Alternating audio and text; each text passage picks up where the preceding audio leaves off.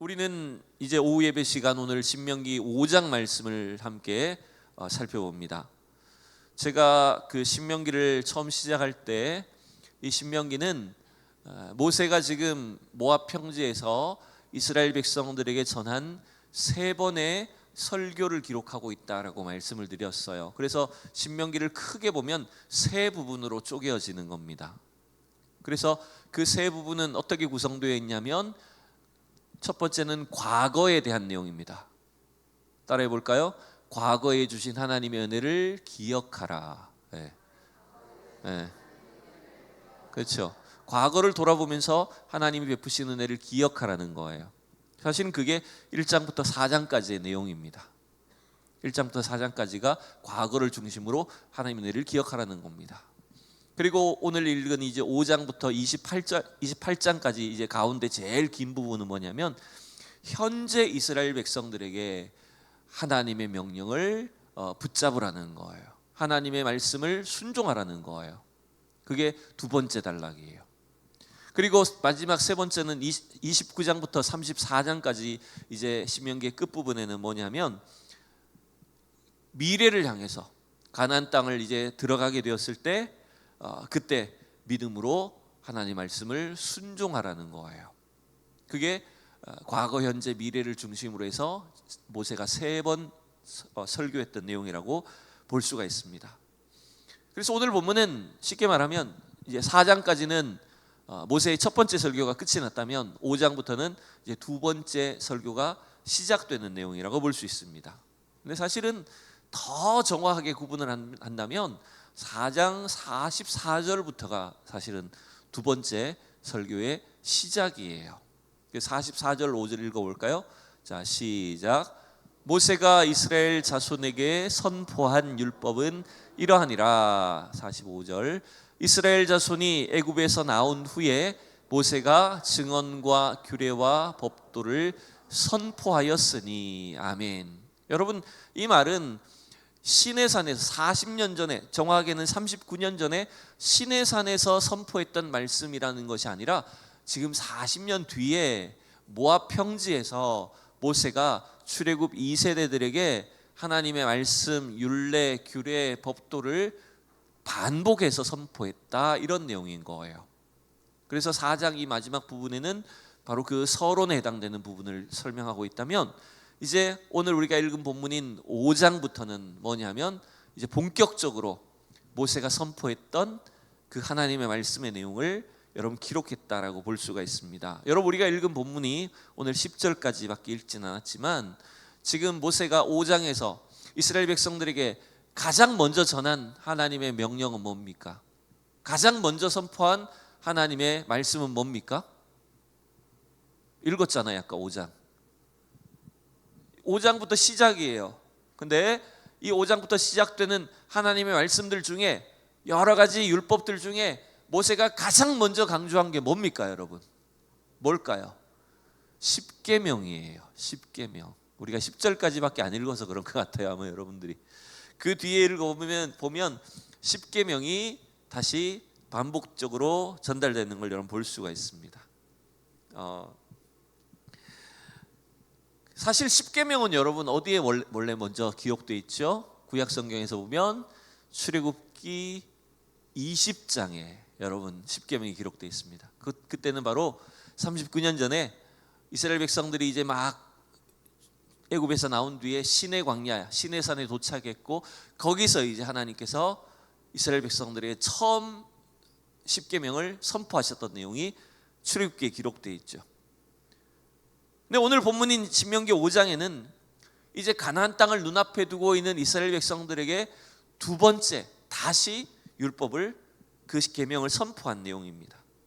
여러분, 이 둘의 차이가 있다면 이 계명을 받고 있는 사람들이 달라진 거죠. 근데 오늘 모세는 참 독특한 말을 합니다. 오늘 5장 1절에서 3절 다시 한번 볼까요? 시작. 모세가 온 이스라엘을 불러 그들에게 이르되 이스라엘아, 오늘 내가 너희의 귀에 말하는 규례와 법도를 듣고 그것을 배우며 지켜 행하라.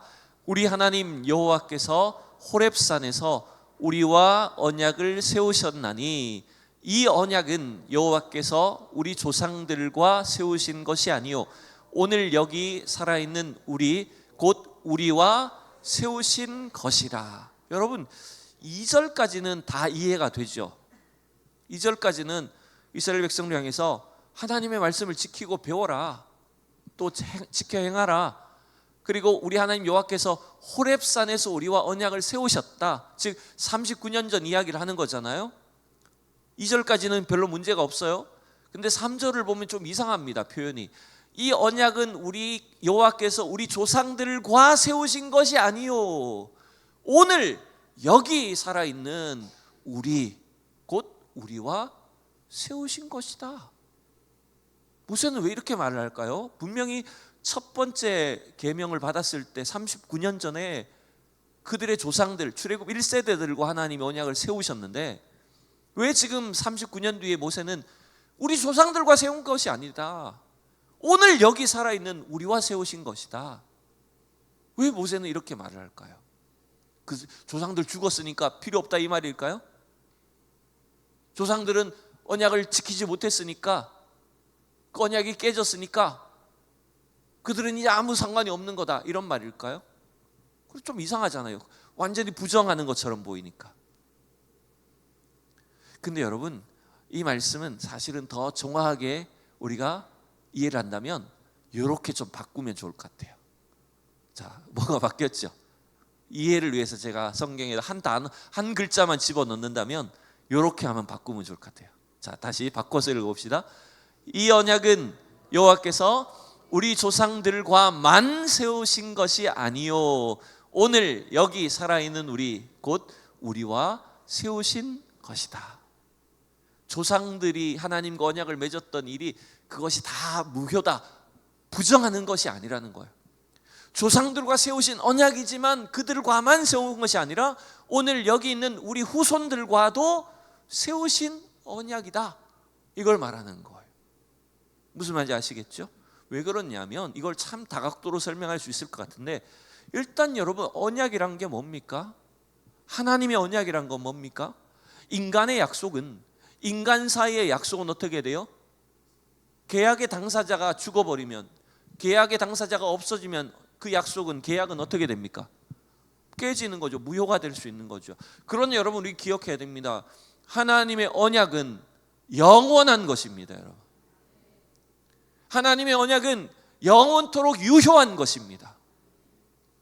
그러기에 비록 이스라엘 백성들의 조상과 출애굽의 1세대들과 맺은 언약이었지만 그 언약은 또 오고 오는 세대, 그 다음 세대들까지도 계속되는 거예요.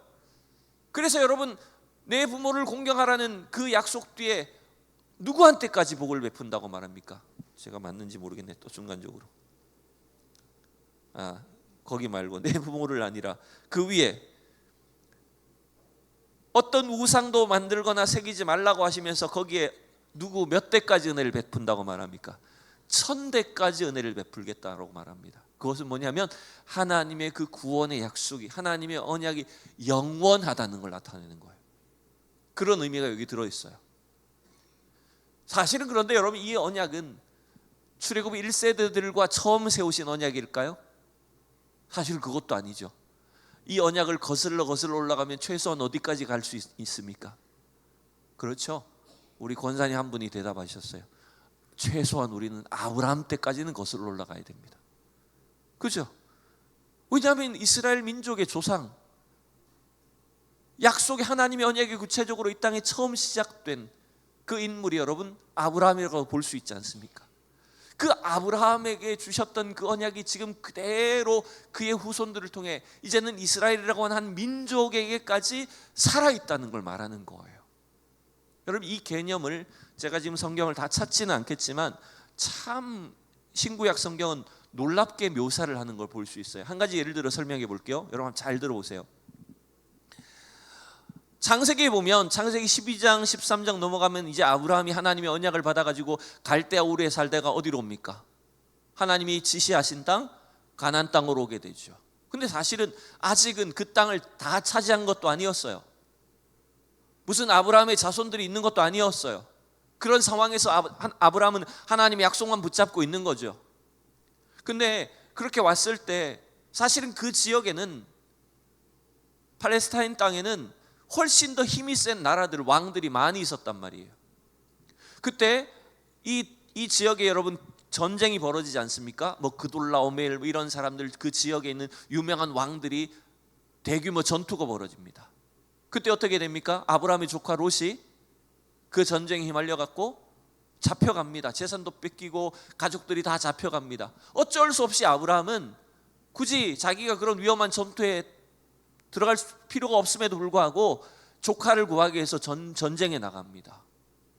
전쟁에 나가서 조카를 구하고 싸움에서 승리해서 전리품들을 가지고 돌아옵니다. 여러분, 그때 아브라함이 돌아왔을 때 승리를 주신 하나님의 은혜에 감사해서 누구한테 11조를 바칩니까? 기억나요? 누구한테 11조를 바칩니까? 그때 그 지역의 제사장이었던 평강의 왕이라고 하는 샬롬의 왕, 멜기세덱이라고 하는 그 제사장에게 11조를 하게 되죠. 근데 그 내용을 히브리서에 가보면 히브리서 기자가 뭐라고 하냐면 이렇게 말합니다.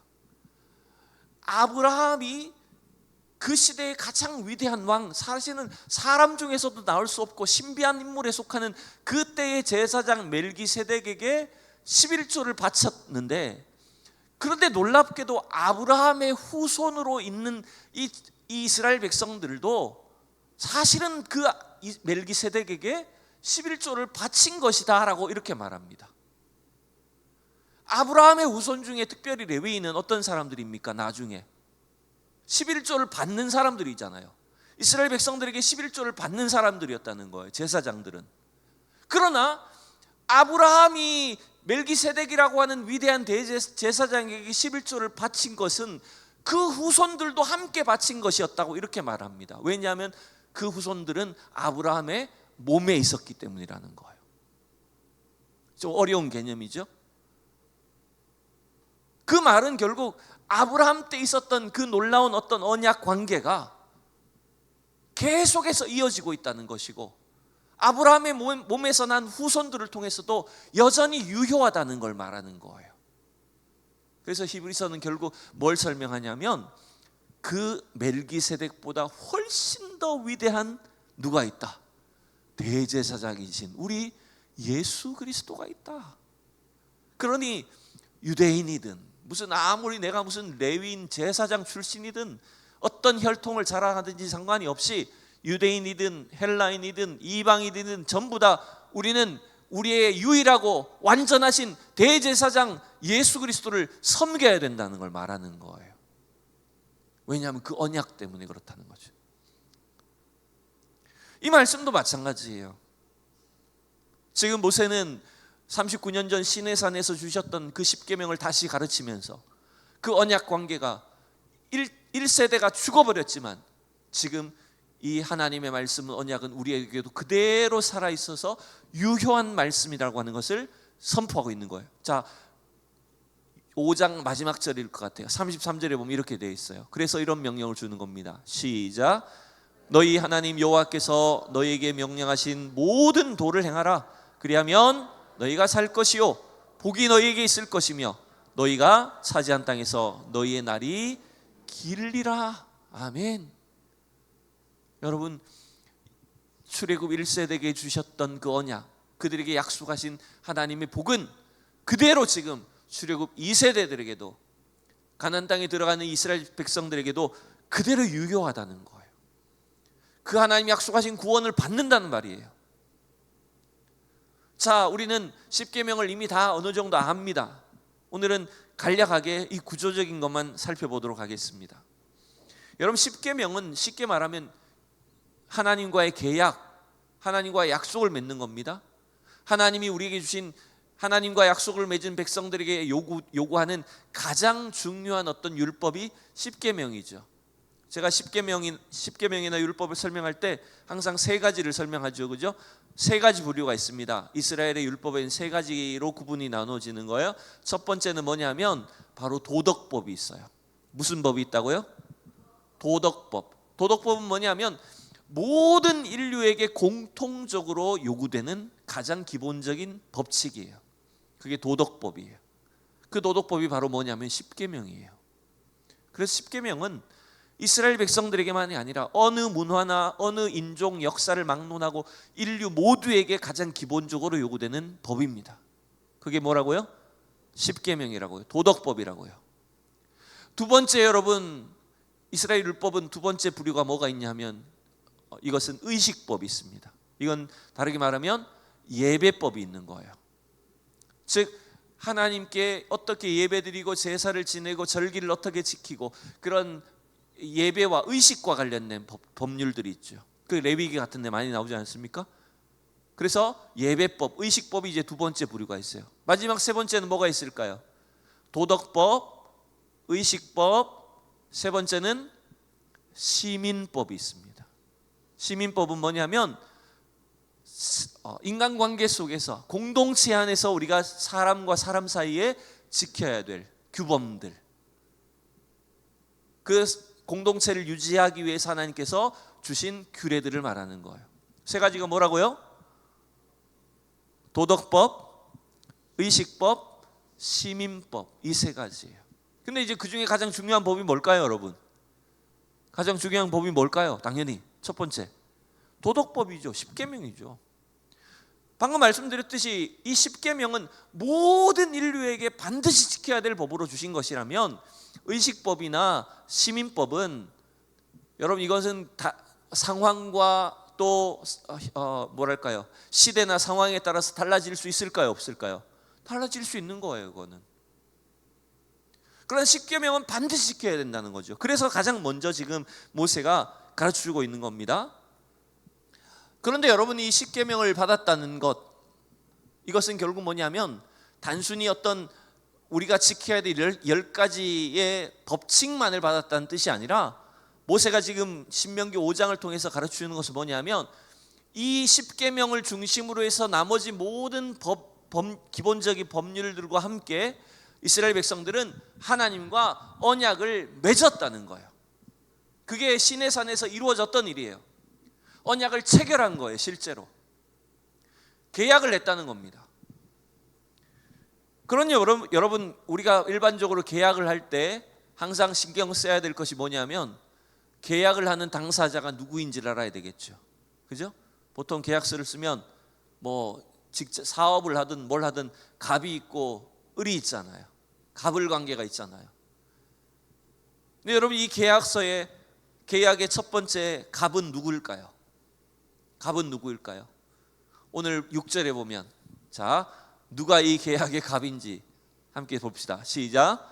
나는 너를 애굽 땅 종되었던 집에서 인도하여 낸 내 하나님 여호와라. 여러분 십계명을 시작하면서 이 계약 관계의 갑이 되시는 분, 하나님이 갑질을 하신다는 게 아닙니다. 하나님이 갑이 되시는 거예요. 첫 번째 계약의 당사자라는 거예요. 하나님 자신이 이 계약을 우리와 친히 맺으셨다는 거예요. 그래서 하나님이 누구이신가라고 하는 것들을 첫 번째로 나타낸 거예요. 여러분 우리가 알듯이 이스라엘을 애굽 땅에서 인도해내신 하나님, 그 여호와의 이름 뜻이 뭐라고요? 나는 스스로 있는 자다. 여러분 우리가 하나님을 잘 안다, 믿는다 하면서도요, 하나님의 본질, 하나님의 존재를 그냥 내 피상적으로 생각할 때가 많아요. 그러나 실제로 이 성경을 통해서 말씀하시는, 성경을 통해서 나타내시는 그 하나님이 누구신지를 우리는 자꾸 선명하게 기억해야 됩니다, 여러분.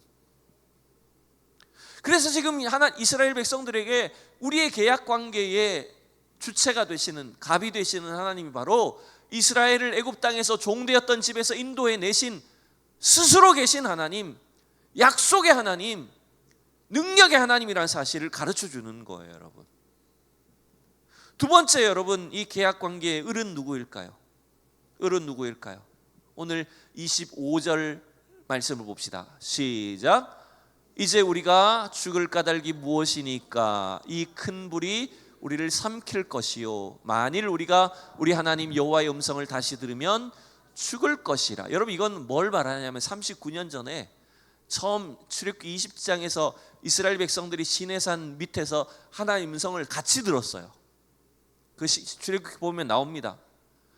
나중에는 너무 무서워가지고 모세 혼자 올라가서 듣고 우리에게 알려주세요라고 했고, 처음에 10계명은 이스라엘 백성들이 다 같이 들었던 거예요. 그 상황을 이야기하는 겁니다. 불 가운데 임재하시는 그 하나님의 음성을 들을 때 이스라엘 백성들이 어땠다고요? 자기 자신들을 어떻게 느낀 겁니까? 우리가 다 어떻게 되었구나? 우리는 죽었구나.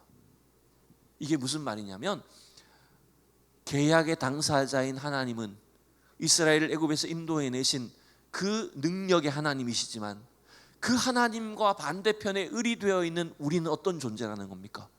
하나님 앞에서 보니까 와, 우리는 너무나 죄인이구나. 하나님 앞에 우리는 완전히 죽을 수밖에 없는 그런 완전히 절망적인 인생이구나. 이걸 깨달았다는 거예요. 여러분, 이건 우연히 그냥 괜히 있는 일이 아닙니다. 여러분, 이건 중요한 겁니다. 여러분, 하나님이 우리를 향한 완전한 구원 계획을 가지고 계시지만 동시에 우리는 그 하나님의 구원 계획 앞에 우리는 얼마나 초라한 존재인지도 알아야 됩니다. 여러분, 우린 다 뭐예요? 다 죄인이에요. 하나님의 형상대로 지음받았지만 죄로 인해서 다 무너진 인생이 된 거예요. 왜 하나님의 구원이 놀랍습니까? 왜 하나님의 이 구원 계획이 놀라운 겁니까? 죽어 마땅한 우리 인생들을 하나님 버리지 않으신다는 것 아닙니까? 하나님의 임재 앞에 우리는 마땅히 죽어야 되는 존재임에도 하나님 우리를 버리지 않으시고 구원하신다는 것 아닙니까? 그래서 내 자신의 존재를, 계약의 당사자인 하나님을 생각하고, 그리고 죽을 수밖에 없는 운명인 나의 존재를 인식하면 이게 놀라운 은혜인 거예요. 이걸 우리가 기억하셔야 된다는 겁니다. 세 번째, 28절에서 하나님 그래서 이들의 인식을 어떻게 말하냐 하면, 당연히 말이 안 되죠. 뭔가 계약의 관계가 되려면 나름대로 동등한 관계가 되어야 됨에도 불구하고 죽을 수밖에 없는 죄인들인데 하나님께서 그들과의 언약을 어떻게 여기신다고? 28절 시작. 여호와께서 너희가 내게 말할 때에 너희가 말하는 소리를 들으신지라. 여호와께서 내게 이르시되 이 백성이 내게 말하는 그 소리를 내가 들은즉 그 말이 다 옳도다. 하나님은 우리 스스로 우리의 죄인됨과 연약함을 인정하고 하나님 앞에 복종할 때 그들을 옳다고 여겨주셨다는 거예요. 계약 관계가 성립되는 걸 말하는 겁니다. 갑이 누구라고요? 갑이 누구라고요? 그렇죠. 이스라엘의 하나님 여호와, 그분이 갑이에요. 을은 누구라고요? 죽을 수밖에 없는 죄인인 우리 존재. 근데 하나님 우리와 언약을 맺어주셨어요.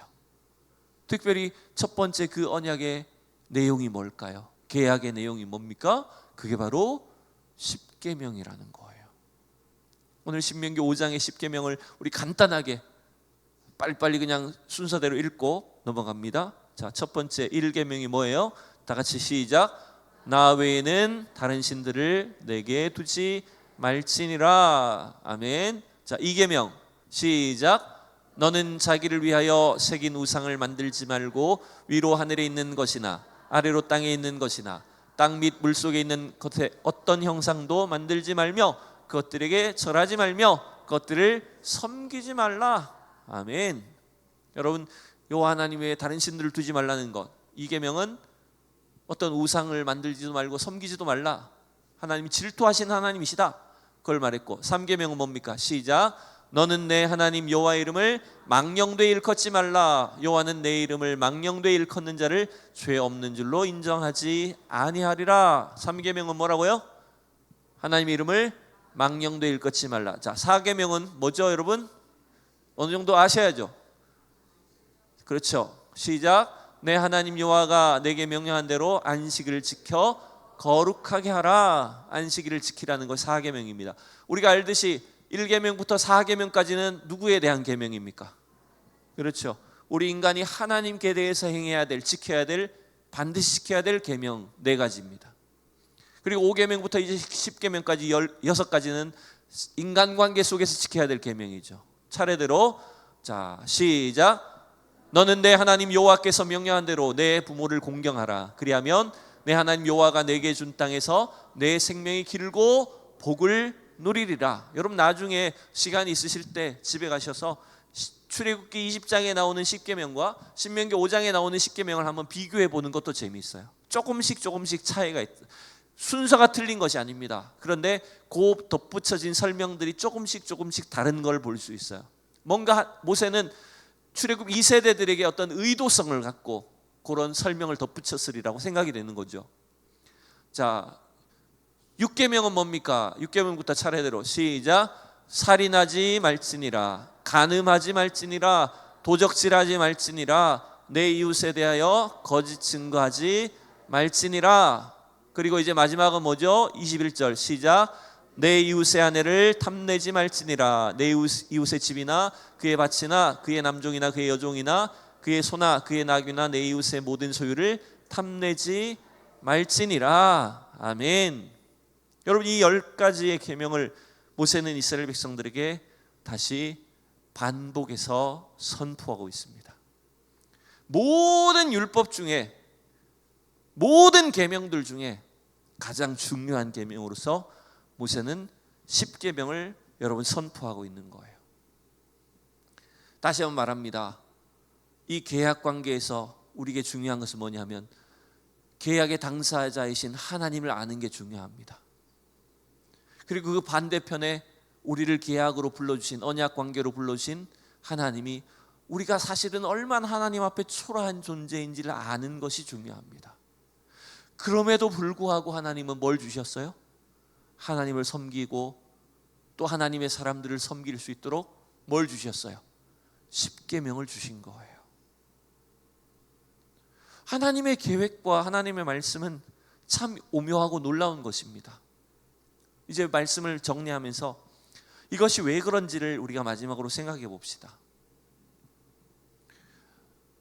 우리가 이 성경의 역사를 통해서 인간의 본질을 깨닫고 인류의 역사를 우리가 살펴보면 분명히 하나님은 이 10계명 속에 모든 구원의 약속, 구원의 언약을 다 담으셨어요. 그러나 여러분 실존적으로 죄인인 인간이, 죄악된 이스라엘 백성들이 10계명 언약을 지켰습니까? 못 지켰습니까? 지켰어요? 못 지켰어요? 못 지켰습니다.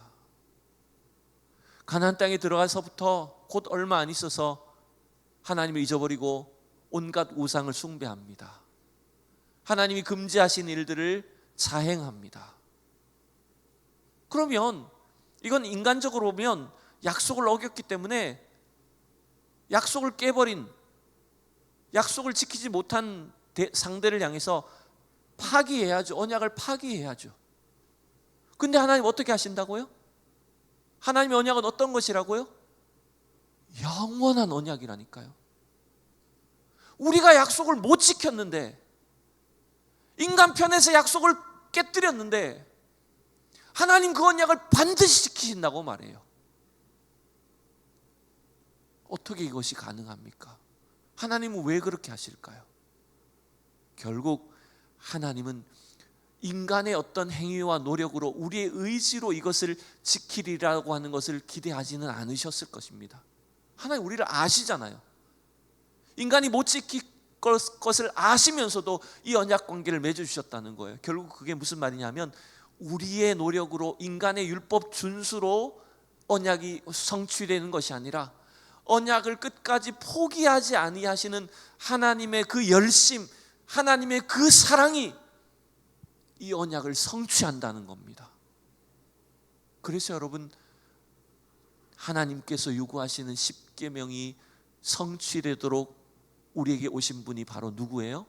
예수 그리스도세요. 이 땅에 10계명을 이루시기 위해, 또 10계명 그 자체로 이 땅에 오신 분이 누구시냐면 예수 그리스도세요.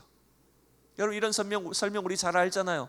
10계명의 앞에는 하나님께 대한 계명이니까 수직적인 관계라면, 뒤에 6개의 계명은 뭐예요? 사람과 사람 사이의 관계니까 수평적인 개념 아닙니까? 그러니까 여러분 놀랍게도 수직적인 것과 수평적인 것, 이건 우리가 할 수는 없었지만 하나님 편에서 이 일을 하시겠다, 하나님 편에서 이 언약을 완성하신다. 그래서 이 땅에 오신 예수님이 어디에 달리셨어요? 십자가에 달리셨다는 거예요. 그 십자가가 바로 뭡니까? 십계명을 완성하셨다는 거예요.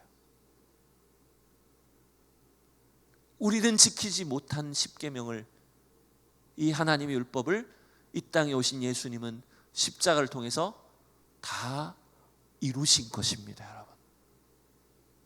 그래서 우리는 이 말씀을 바라볼 때마다 늘 내 힘으로 얻는 게 아니구나, 내 능력으로 얻은 구원이 아니구나, 예수님을 날마다 붙잡을 수밖에 없고 주님을 바라볼 수 없다는 걸 여러분 기억하셔야 됩니다. 그게 오늘 이 말씀이, 성경 전체가 우리에게 주신 결론이라는 거예요. 여러분, 날마다 언약을 완성하신, 새 언약으로 이 땅에 오신 예수 그리스도를 붙잡으시기 바랍니다. 여러분, 막 실망하는 일이 많을 거예요. 아까 우리 찬양도 마찬가지 아닙니까? 실망할 일 많고 억울한 일 많고 나는 가진 것도 없고 참아야 되는 일도 많고 남편은 너무 밉고 뭐 그런 일들이 많잖아요. 인간 사회 속에 실망하는 일, 슬픈 일 얼마나 많아요. 근데 그때마다 우리가 붙잡을 수 있는 건 딴 거 아니에요. 우리의 구원을 완성하기 위해 이 땅에 오신 새 언약이 되시는 예수님만 붙잡는 겁니다, 여러분. 그 신앙으로 우리는 하나님의 그 구원을, 하나님의 참된 사랑을 여러분 날마다 확신할 수 있고 매일매일 다가오는 시험과 어려움을 이겨낼 수 있는 것입니다. 여러분, 이 새 언약의 주인으로 오신 예수 그리스도를 의지해서 하나님 앞에 날마다 나아가는 우리 모든 성도들이 될 수 있기를 축원합니다.